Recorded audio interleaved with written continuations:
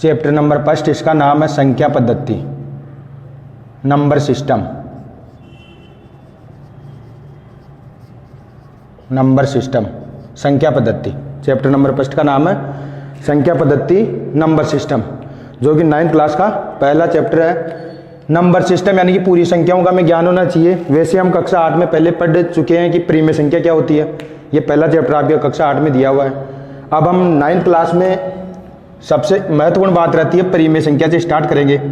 परिमेय संख्या एक तो ये हमें आनी चाहिए, हालांकि हम कक्षा 8 में इसको देख चुके हैं। परिमेय संख्या, रेशनल नंबर, परिमेय संख्या रेशनल नंबर, परिमेय संख्या रेशनल नंबर।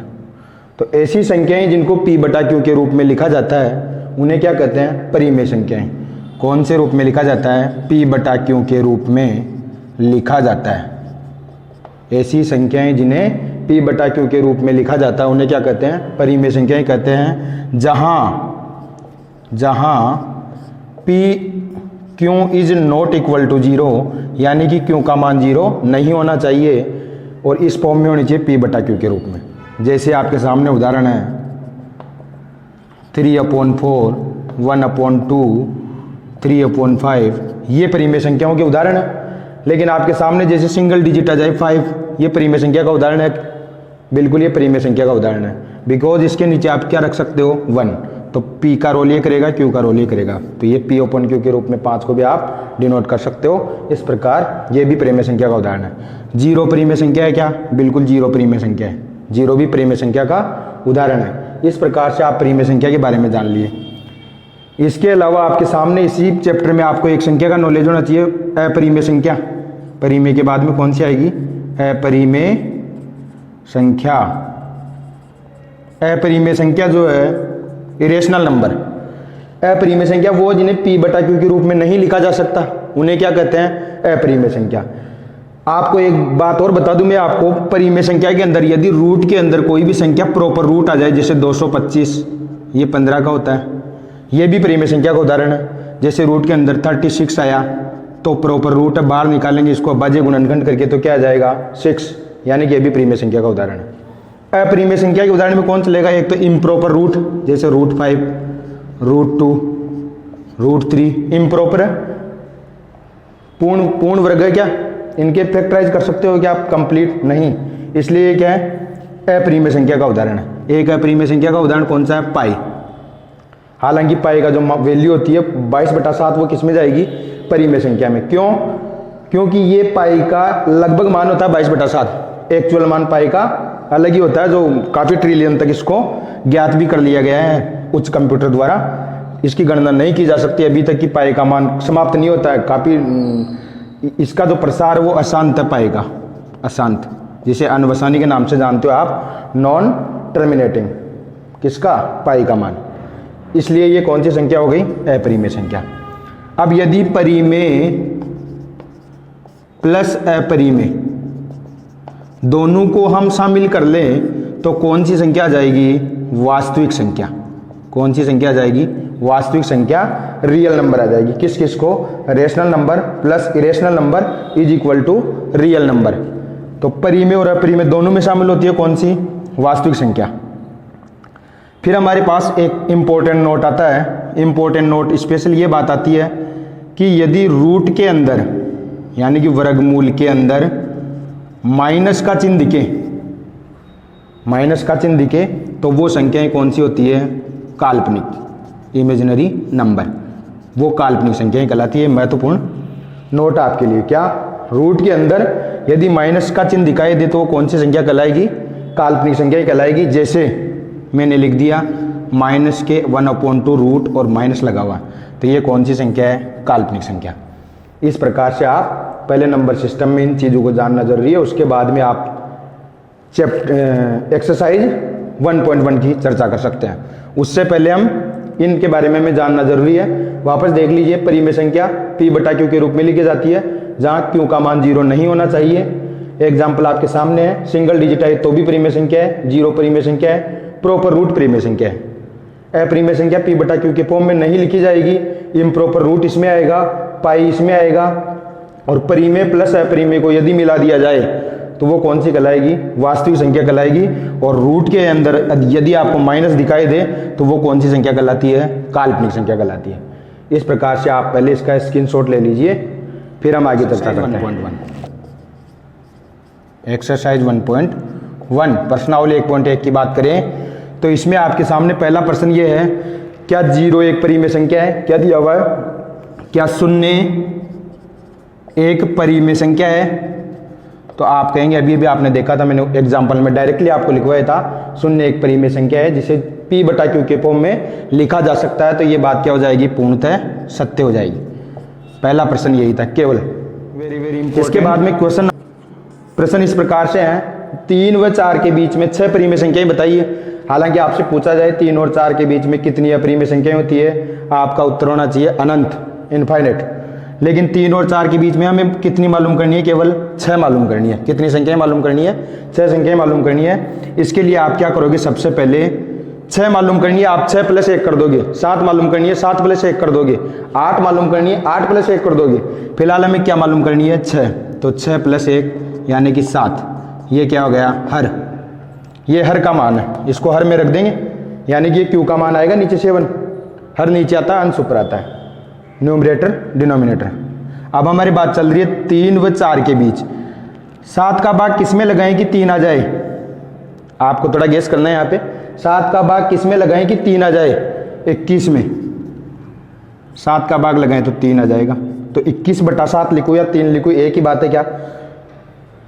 7 का भाग किस में लगाऊं कि 4 आ जाए, 28 में, यानी कि ये 4 कर सकता हूं क्या, यानी मैं कर दूं 21/7 से लेके 28/7 के बीच में जो भी संख्याएं हैं वो संख्याएं परिमेय संख्याएं 3 और 4 के बीच में जो आएगी वो एक ही बात है, बिल्कुल एक ही बात है। 7 × 3 = 21, 3 आ गया। 7 × 4 = 28, 4। अब लिख दो, गिनती लिखनी है आपको सीधी सीधी। 22, 23, 24, 25, 26, 27। हर का मान 7 है, हमने पहले ज्ञात कर लिया। हर का मान क्या है, 7। तो गिन लीजिए 1 2 3 4 5 6। इस प्रकार से आप 3 और 4 के बीच में 6 परिमेय संख्याएं निकाल लिए। आप इस प्रश्न का स्क्रीनशॉट ले सकते हैं। 1 व 2 के बीच 5 परिमेय संख्याएं बताइए। ये आपके सामने मैंने एग्जाम्पल ले लिया, जो हमने अभी प्रश्न नंबर 2 किया था, उसी प्रकार से इस प्रश्न को आपको निकालना है। आपकी किताब में एग्जाम्पल दिया हुआ है। 1 व 2 के बीच कितनी परिमेय संख्याएं निकालनी है, 5 परिमेय संख्याएं। तो आप क्या करोगे, पहले 5 निकालनी, तो आप क्या करोगे, 5 + 1 6। ये हर का मान है, किसका मान है, हर का मान। अब आप क्या करोगे, हर का मान 6, किस में 6 का भाग लगाऊं कि 1 आ जाए। 6 में 6 का भाग लगाऊंगा तब 1 आएगा, नहीं आएगा, यस। किस में 6 का भाग लगाऊं कि 12 आ जाए, 2 आ जाए, सॉरी। 6 का भाग किस में लगाऊं कि आपके पास क्या आ जाए, 2 आ जाए, यानी कि 12 में किसका भाग लगाऊं, 6 का, तो क्या आ जाएगा, 2। तो 1 और 2 के बीच में परिमेय संख्या ही निकालो, या फिर 6/6 या 12/6 के बीच में निकालो, एक ही बात है। तो लिख देते हैं 7 8 9 10 11। हर का मान क्या है, 6। तो ये आपका क्या हो जाएगा, आंसर 7/8 7/6 8/6 9/6 10/6 और 11/6। ये आपका क्या हो जाएगा, आंसर। कितनी हो गई, 1 2 3 4 5, 5 परिमेय संख्या। आपके सामने 1.1 एक्सरसाइज का जो प्रश्न, अब क्वेश्चन नंबर 4। प्रत्येक प्राकृत संख्या एक पूर्ण संख्या होती है। सत्य असत्य का क्वेश्चन है, ट्रू एंड फॉल्स। प्रत्येक प्राकृत संख्या एक पूर्ण संख्या होती है, यानी कि इनके कहने का मतलब है जो प्राकृत संख्या है 1 2 3 4 5 से स्टार्ट होने वाली, 1 से स्टार्ट होकर अनंत तक जाने वाली प्रत्येक प्राकृत संख्या एक पूर्ण संख्या हो सकती है क्या, हाँ हो सकती है। इसमें 0 और एक्स्ट्रा आता है वैसे भी, यानी कि ये कह रहा है कि प्राकृत संख्याएं पूर्ण संख्या में शामिल हो सकती है क्या, सत्य है। इसके बाद प्रत्येक पूर्णांक एक पूर्ण संख्या होती है। प्रत्येक पूर्णांक आप जानते हो कौन सा होता है, 0 से -1 -2 -3 1 2 3, इधर इन्फिनिट तक, इधर भी इन्फिनिट तक। तो ये कह रहा है प्रत्येक पूर्णांक एक पूर्ण संख्या होती है। पूर्ण संख्या क्या होती है, 0 से शुरू होकर केवल प्लस में चलती है। जबकि ये कह रहा है कि प्रत्येक पूर्णांक एक पूर्ण संख्या होती है, नहीं हो सकती, क्योंकि पूर्णांक है ना वो माइनस में भी आता है, जैसे -4 -2 -1। इसलिए ये कथन क्या हो जाएगा आपके, असत्य। प्रत्येक परिमेय संख्या एक पूर्ण संख्या होती है। प्रत्येक परिमेय संख्या पूर्ण होना जरूरी नहीं है, क्योंकि बटा में आएगी दशमलव में भी इसका प्रसार चलता है, इसलिए ये भी क्या है, असत्य कथन है। इस प्रकार से आपके सामने ये प्रश्न है,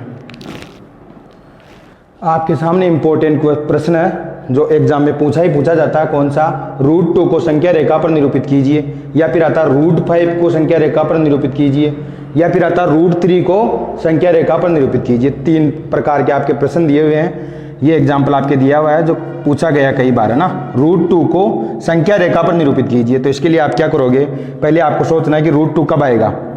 1 का स्क्वायर प्लस 1 का स्क्वायर कितना हो जाएगा, 2 आ रहा है। अगर ये रूट के अंदर चला जाए तो अपना काम हो जाएगा क्या। इसके लिए आप कैसे करोगे, आपको याद है कौन सी, पाइथागोरस प्रमेय। पाइथागोरस प्रमेय क्या होती है, कर्ण का स्क्वायर बराबर आधार का स्क्वायर प्लस लंब का स्क्वायर। ये आप जानते हो पहले से, कर्ण का स्क्वायर इज इक्वल टू आधार का स्क्वायर प्लस लंब का स्क्वायर। कर्ण का स्क्वायर, आधार को मैंने 1 मान लिया, 1 का स्क्वायर, लंब को भी 1 मान लिया। ये आपको गेस करना है, क्योंकि 2 लाने के लिए क्या करेंगे, 1 मानेंगे जब भी तो 2 आएगा। तो कर्ण का स्क्वायर इज इक्वल टू 1 का स्क्वायर 1, कर्ण का स्क्वायर क्या हो गया 2। अगर यहाँ से स्क्वायर हटाएंगे तो क्या आ जाएगा, √2। यानी कि आप क्या करोगे, अब सबसे पहले आप नंबर लाइन खींचोगे ऐसे स्केल की सहायता से, क्या करोगे, नंबर लाइन ड्रॉ करोगे। इसके बाद में आप क्या लिखोगे, इस पर आप अपनी मर्जी से थोड़ा प्रकार में पेंसिल लगा के आप थोड़ा सा उसको आप उसमें चाप भर लेंगे, थोड़ा सा उसमें थोड़ा चाप भर लेंगे अपनी मर्जी से। जैसे यहाँ से 0 1 बराबर होना चाहिए, यहाँ जितना था वहाँ से इतना इधर होना चाहिए, ये 2 0 1 2 ये भर दिया हमने चाप संख्या रेखा पर। ये काम आप कर सकते हो, इक्वल होना चाहिए, ये वाला ये सेगमेंट और ये सेगमेंट क्या होना चाहिए, इक्वल होना चाहिए। अब आप क्या करोगे, यहाँ मुझे बताइए 1 आधार का मान कितना है, 1। मैं यहाँ पर पहले 90 डिग्री का कोण ड्रॉ करूँगा, डी की सहायता से 90 डिग्री का कोण क्या कर दूंगा, ड्रॉ करूँगा। अब इसमें से मैं उतना चाप काटूंगा जो हमने यहाँ चाप भर रखा है, वो आपके पास पहले ही है, वैसे नहीं है तो आप वापस यहाँ इसका नाप लेंगे और यहाँ से वापस ड्रॉ कर देंगे। इधर ये वाली सेम है। इसका मतलब क्या हुआ, ये आधार है, आधार का मान 1, लंब का मान भी कितना है 1, इसीलिए तो मैंने इसके बराबर यहाँ काट दिया। अब यहाँ से आप इसको यहाँ मिलाओगे तो वो आएगा √2, जो कि इससे भी बड़ा है, इससे भी बड़ा है। आधार और लंब से बड़ा कर्ण होता है, वैसे भी हम जानते हैं, और √2 का मान हम जानते हैं 1.4142 ऐसे चलता रहता है, यानी कि वैसे भी 1 से बड़ा है। और आना भी चाहिए, आप नाप के देखो कि यहाँ से ये थोड़ा ज़्यादा आएगा, कर्ण का मान ज़्यादा आएगा। अब क्या करना, आप कुछ नहीं, यहाँ प्रकार की नोक रखोगे, यहाँ रखना है, प्रकार की नोक यहाँ रखनी है, ये चाप यहाँ तक खोलना है और इसी को यहीं से क्या करना है, घुमाना है। ये जहाँ मिलेगी वो हमारे √2 का निर्धारित वैल्यू आ जाएगी, यानी कि ये 1 के ज़्यादा नज़दीक आएगी या 2 के ज़्यादा नज़दीक, 1 के नज़दीक आएगी, क्योंकि √2 का मान वैसे भी जानते हैं 1.4142 ऐसे चलता है। तो 1 से थोड़ा आगे आएगा, 2 से थोड़ा दूर पड़ेगा। आप इसको प्रकार पेंसिल और स्केल की सहायता से अच्छे से डायग्राम बनाएंगे। इस प्रकार से आप इस प्रश्न को हल करते हो। ये आपके सामने 1.2 एक्सरसाइज का प्रश्न दिया हुआ, क्वेश्चन नंबर 3 आपके दिया हुआ ऐसा कैसा, √5 को संख्या रेखा पर निरूपित कीजिए। √5 पर कहाँ निरूपित कीजिए, संख्या रेखा पर डिनोट कीजिए। किसको, √5 को, है ना, denoted at number line of √5। किसको, √5 को संख्या रेखा पर डिनोट करना है। इसके लिए आप क्या करोगे, पहले वो का वो आप क्या करोगे, एक लाइन ड्रॉ करोगे। लाइन ड्रॉ करने के बाद आप क्या करोगे, वही आप अपनी मर्जी से थोड़ा खुला चाप भर लेंगे। जैसे आपके पास नोटबुक का पेज है, वो नोटबुक के बराबर में चला जाए, कोई दिक्कत नहीं, थोड़ा बड़ा बनाना डायग्राम, छोटा छोटा इतना सा नहीं काटना है, छोटा छोटा काटने, फिर क्या है कि प्रकार घूमता ही नहीं, पेंसिल के साथ ही वो नोक घूम जाती है। तो आप क्या करेंगे, बड़ा उसमें चाप थोड़ा ज़्यादा ड्रॉ करेंगे। तो आप ऐसे करेंगे, यहाँ से 0 1 2 3, 3 कट कर दिए, 1 2 3। अब √5 लाने के लिए आप गेस करेंगे, आप अनुमान लगाए √5 कब आ सकता है, सर 4 + 1 से आ जाएगा, 4 + 1 से आ जाएगा। लेकिन फिर हमें सूत्र कौन सा लगता है, आधार का स्क्वायर प्लस लंब का स्क्वायर, यानी कि 4 का स्क्वायर प्लस 1 का स्क्वायर, 4 का स्क्वायर 16, 1 का स्क्वायर 1, ये 17 हो गया, रूट के 17 हो जाएगा। इसलिए इसे नहीं चलेगा। आप क्या करोगे, गेस किया हमने 2 और 1, 2 का स्क्वायर 1 का स्क्वायर, 2 का स्क्वायर कितना होता, 4 और प्लस के कितना हो जाएगा, √5। यानी कि हम आधार का मान क्या ले लेंगे, यहाँ हम आधार का मान क्या ले लेंगे, आधार का मान हम ले लेंगे 2, लंब का मान क्या ले लेंगे 1। अब सूत्र लगाते हैं पाइथागोरस प्रमेय। पाइथागोरस प्रमेय क्या कहती है? कर्ण का स्क्वायर बराबर आधार का स्क्वायर प्लस लंब का स्क्वायर। कर्ण का स्क्वायर बराबर आधार का स्क्वायर बोले तो 2 का स्क्वायर, लंब का स्क्वायर 1 का स्क्वायर। क्या चल रहा है हमारे पास? 4 + 1। कर्ण का स्क्वायर बराबर क्या आ गया? 5। स्क्वायर हटाएंगे तो क्या आ जाएगा? √5। √5 जो आया। अब इसे हमें क्या करना, देखो आधार का मान कितना लेना? 2, यानी कि अब की बार ये लाइन यहाँ से यहाँ इतना सेगमेंट है हमारे पास, 2 इतना सेगमेंट है। इसका मतलब इट मीन्स हम कह सकते हैं कि यहाँ 90 डिग्री का कोण ड्रॉ करना है, यहाँ करना 90 डिग्री का कोण ड्रॉ। आप सीधा बिल्कुल 90 डिग्री का कोण आपको यहाँ ड्रॉ करना है। किसकी सहायता से? डी की सहायता से।